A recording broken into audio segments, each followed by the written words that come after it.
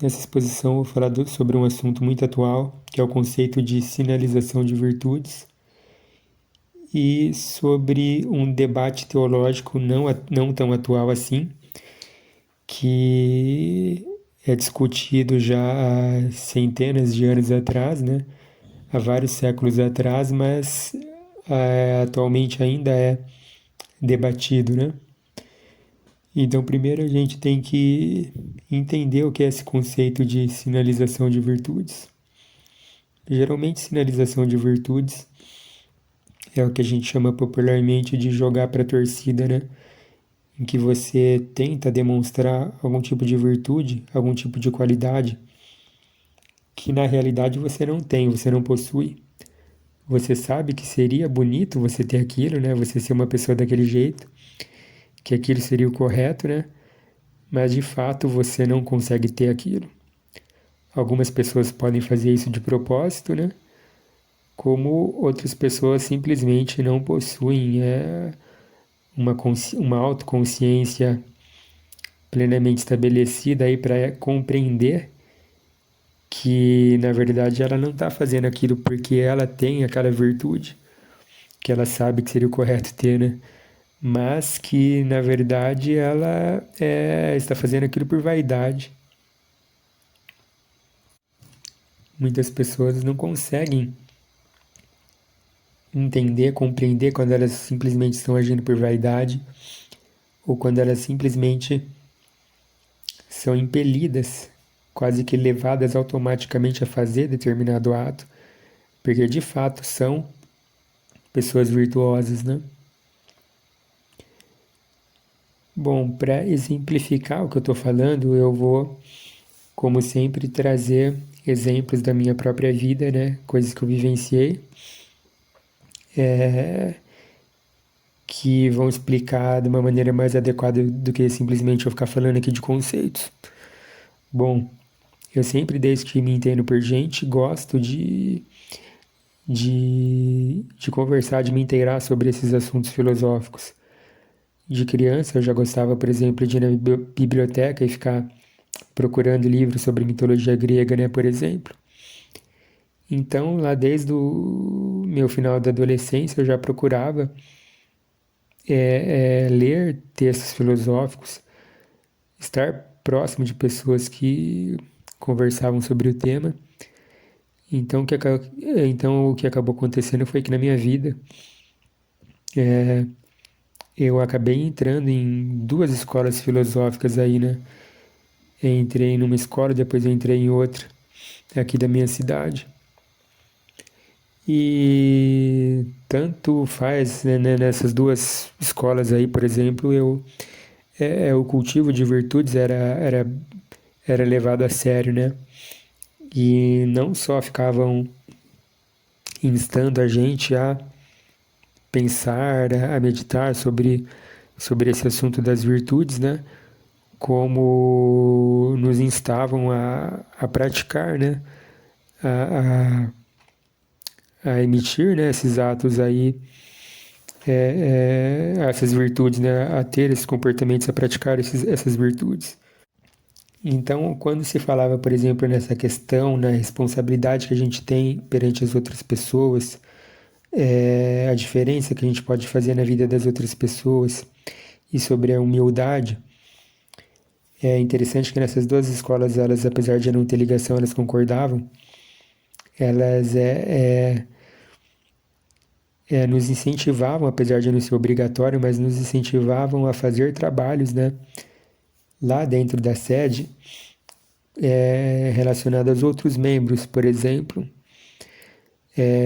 quando acontecia as reuniões, eles pediam, por exemplo, para que as pessoas levassem comes e bebes, né, algum petisco para comer ali durante as reuniões. Então, geralmente, as pessoas não só procuravam, por exemplo, comprar bolos, salgadinhos, como alguns até se esmeravam no sentido de realmente ir para a cozinha, fazer um bolo, preparar um bolo, né?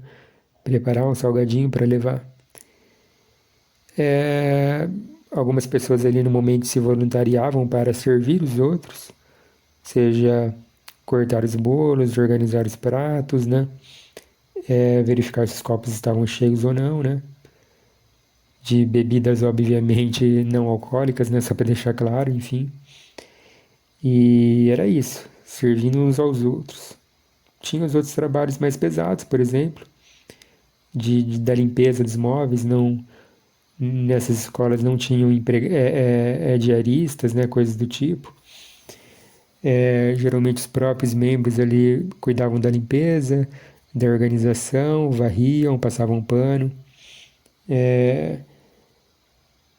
Essa última escola que eu participei, por exemplo, chegava até o ponto da gente, como eu falei, passar pano nas coisas, assim, pano de chão mesmo, botar a mão na massa, né, limpar até banheiros, né.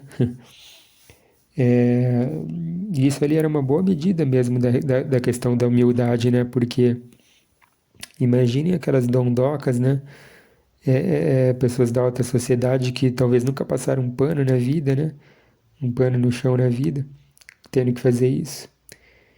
Então, rapidamente, assim, logo essas pessoas acabavam saindo, né? E não retornavam mais, né? Acho que chegavam até a pensar que absurdo eu, na minha posição, tá passando um pano no chão, né? Não faço isso nem na minha casa. E não voltavam. Isso me lembra a história que numa dessas escolas, um rapaz que frequentava lá, é, fez uma das tarefas, se voluntariou para uma das tarefas que todo mundo fazia, né? As pessoas simplesmente avisavam, né, para coordenação, né? Por exemplo, hoje eu vou lá passar pano, hoje eu vou lá lavar os pratos. E aí ele pegou assim, ia lá, por exemplo, hoje eu vou lavar os pratos, ia lá, lavava o prato e voltava para casa e pronto. Mas ele se voluntariou para varrer o chão e depois ele avisou lá na lista de e-mail, né, do grupo para cada um.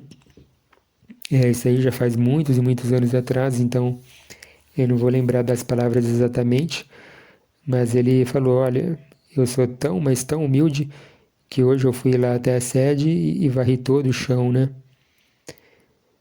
E, enfim, é, se eu não falei exatamente as palavras que ele utilizou, mas essa palavra eu sou tão, mas tão humilde, ele utilizou, né? Isso eu lembro bem que isso me marcou. Então a questão que fica é, realmente esse membro aí do grupo era humilde mesmo? É humilde mesmo? Mas que humildade é essa que você tem que se gabar para os outros que fez algo, né? Então percebem aí a sinalização de virtude nesse ponto? Ou seja, querer mostrar para os outros, né? Olha como eu sou humilde, olha como eu sou bonzinho. Será que uma pessoa humilde chegaria a passar pela cabeça dela ficar anunciando para todo mundo que fez isso? Não, né? Então, quem é humilde realmente faria o ato e nem pensaria muito sobre o assunto, né? É, provavelmente até alguém poderia até apontar, né, para a pessoa: nossa, você foi humilde em ter varrido todo o chão, e a pessoa falaria: nossa, eu fui, né? Sou humilde, né? Não, nem percebe que está tão introjetado, como a gente fala na psicanálise, né, na psicologia, introjetada aquela qualidade nela que ela nem percebe, ela simplesmente faz, né? Se alguém reparar, não reparar, é problema dos outros, né? Ela não está pensando nisso. E isso já me lembrou um outro caso recente, para ficar mais claro ainda, a questão da sinalização de virtudes, de quando é recente, mas nem tão recente assim, né? Naquela época que ainda estava começando a se popularizar essa questão de internet banking, né?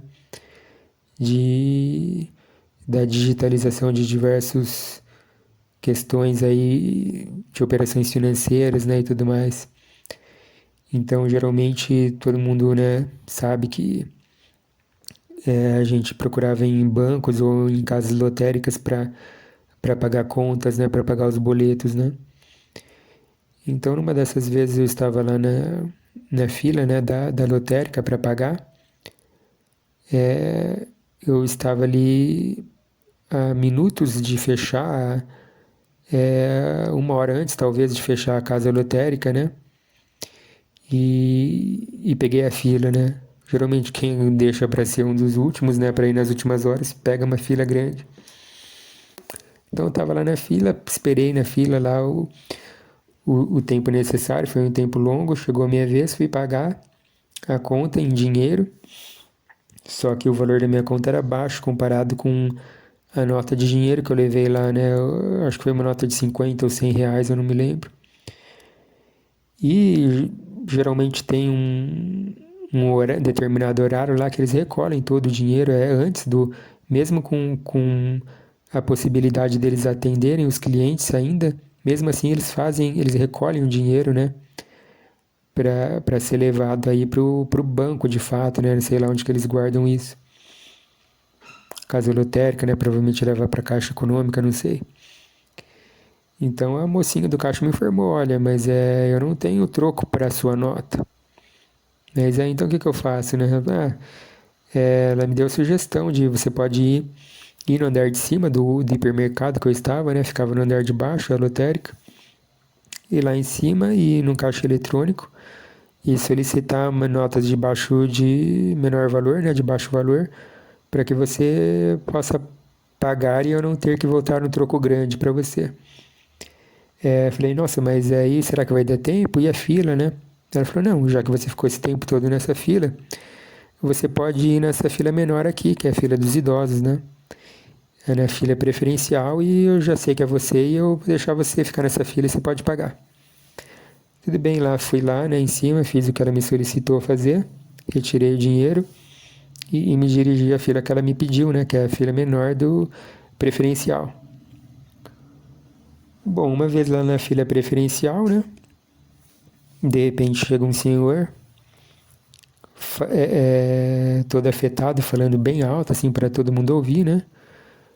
Falando, olha, aqui é a fila preferencial, você não tá vendo que é fila preferencial, né? Você não respeita a fila?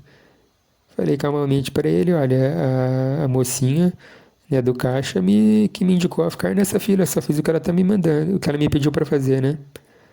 Aí a mocinha, né, como também todo mundo viu, a mocinha lá olhou para a cara dele, fez o sinal positivo, e o cara simplesmente deu meia volta e foi embora, né? Ou seja, o cara não pediu desculpa nem nada, né? Se fosse, vamos supor assim, né, uma pessoa que estivesse realmente pensando em termos de justiça, em termos de dignidade, né, de respeito às leis e tudo mais, seja uma pessoa justa, o que que ela faria, né, se isso realmente fizesse parte dele, isso fosse algo introjetado na personalidade dele? Ele me pediria desculpas, obviamente, né? Desculpa, foi um engano, alguma coisa do tipo, né? Procuraria fazer algum tipo de retratação. Mas não, como eu disse, não foi o caso. Ele deu meia volta, saiu bufando, né? Ou seja, ele simplesmente estava preocupado em sinalizar virtudes ali, né? E mostrar para os outros, olha como eu sou bonito, olha como eu tenho consciência social, né? Ou seja, ele viu uma oportunidade, né? Que isso também é outra palavra aqui, que está bastante na moda hoje em dia, né? De ser um justiceiro social, né? De ser um militante ali e agarrou aquela oportunidade ali, né? E invariavelmente, infelizmente, o problema desses justiceiros sociais, desses militantes aí, é que eles simplesmente estão procurando a sinalização de virtudes, a fama, os likes, as curtidas nas redes sociais, né? E não porque eles realmente têm aquilo dentro de si, né? Então eu acho que isso fica claro, né? A mentalidade de quem busca a sinalização de virtudes e quem tem realmente aquelas qualidades. Geralmente quem tem a qualidade não vai buscar a aprovação ou demonstrar aquela qualidade para os outros a todo custo. Simplesmente essas pessoas agem em nome da vaidade, né? Mais do alto amor que eles têm por eles, da impressão que eles passam para os outros, do que realmente estar preocupado com os outros, né? Amar ao próximo. Tá, mas o que isso tem a ver com aquele debate teológico que eu falei? Bom, existe um debate teológico que as pessoas ainda discutem hoje em dia, mas que isso aí já foi matéria de debate séculos atrás, né? Diversos séculos atrás, né? Que é aquela questão, né? O que vale mais? A fé ou as obras? Né? Isso aí é um debate cristão, né? O que vale mais, a fé ou as obras? Então tem os partidários que dizem que a fé vale mais, né? E tem outros que dizem que as obras valem mais, né? Existe aí um terceiro grupo, e eu me incluo neles, que acredita que o que vale mais é as obras com a fé, né? Ou a fé pelas obras. Que diz que não basta só que você tenha simplesmente só a fé e não faça nada. Não basta que você faça só as obras e não tenha fé. Quem só faz as obras e não tem a fé, pode sim, não que seja uma regra, mas pode sim simplesmente estar agindo nesse conceito da sinalização de virtudes. Não é raro a gente ver hoje em dia por aí pessoas que realmente até acabam fazendo obra de caridade, ou seja, fazem um bem para o próximo, mas se quer postar na rede social, né? Isso foi até recentemente alvo de críticas, né? Reflexões.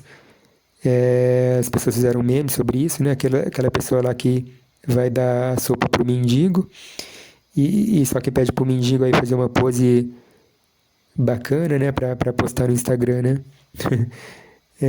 Então pode só sinalizar a virtude, a obra vazia, né? Ou seja, você realmente não fez aquilo de verdade em amor ao próximo, você fez mais em amor a si mesmo, com uma mentalidade egoísta, com um sentimento egoísta, mesmo que seja o bem. E também tem aquelas pessoas que só têm a fé por um outro lado, né? E ficam lá com aquela fé, vão na igreja, bonitinho, mas não faz nada, não faz nenhuma obra caritativa. Sendo que na própria Bíblia existem passagens no qual Jesus diz que a caridade é quase que uma das condições sine qua non do cristianismo, né? De você seguir a Cristo, né? De você agradar ao Pai. Então,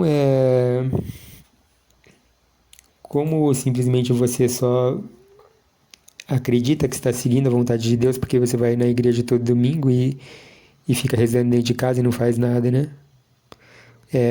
Não estou criticando quem faz isso, é importante que a gente cultive a nossa fé, até para nós mesmos, mas se você se diz um seguidor do cristianismo, é importante que você realmente procure seguir os mandamentos, faça o que Jesus pediu para você fazer, alimentar as viúvas, amar ao próximo, etc., né? Me surpreende que algumas pessoas ainda estejam presas a esse debate, né, do que vale mais a fé às obras. E eu vejo pessoas assim, entro em contato com pessoas assim que ainda estão presas a isso. De fato, tem um amigo meu, né, que é próximo, em que ele é partidário dessa questão de que a fé sozinha basta, né? Na verdade, se você vai conversar com ele, você meio que percebe que ele na realidade segue uma filosofia meio que nihilista, né? Em que você só tem que preocupar com a sua fé, com a sua relação com Deus pessoal. Não estou dizendo que você não tem que se preocupar com a sua relação com Deus, mas não é só isso, né? Mas ele praticamente diz que é só isso. E chega a verbalizar realmente que o mundo e as pessoas que se danem, né? Mas não tem necessidade de eu expor tudo novamente, mas foi isso que Jesus pregou, né? É isso que a fé cristã nos ensina? Não. E uma das coisas que ele prega é exatamente isso, né? Você logo depreende isso do conteúdo do que ele fala. Quer dizer, então, que você pode matar, roubar, cometer qualquer atrocidade e porque você aceitou Jesus, né? Ele diz que o fundamental na vida de uma pessoa é isso, aceitar Jesus.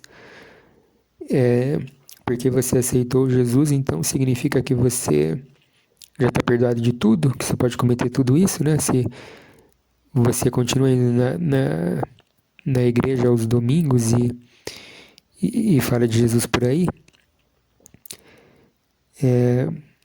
novamente até recorrendo à sabedoria popular, também existem pessoas, né, que fizeram memes sobre isso e tudo mais, falando de como quando há uma abordagem policial, até a própria bandidagem, né, fala, não, mas eu acredito em Jesus, eu tenho fé, né? Então por que que não age de acordo, né? Então, percebam que até nisso a gente tem que prestar atenção se nós estamos só sinalizando virtudes para as pessoas, se nós só estamos falando que possuímos determinada qualidade ou seguimos determinada filosofia ou crença, né? Porque é assim, a gente realmente faz isso, está introjetado dentro de nós, faz parte da gente a ponto que a gente não consegue se comportar de uma maneira diferente, ou se a gente até sabe o que é o correto, mas age, às vezes, daquela maneira correta, mas para mostrar para os outros que está agindo dessa maneira correta, né? E não porque a gente realmente é assim, né? Uma pessoa que age da maneira correta, sem o sentimento correspondente dentro dela, né? É realmente a pessoa que faz as obras sem a fé, né? É a pessoa que joga para a torcida, a pessoa que sinaliza virtudes. E também não é fácil, não é difícil a gente perceber que são os famosos hipócritas, né? Então a gente tem que tomar bastante cuidado em relação a isso e começar a agir de acordo, né? Que as nossas palavras não sejam muito diferentes dos nossos atos, e eu incluo aí também os nossos sentimentos. É isso para a exposição de hoje, muito obrigado.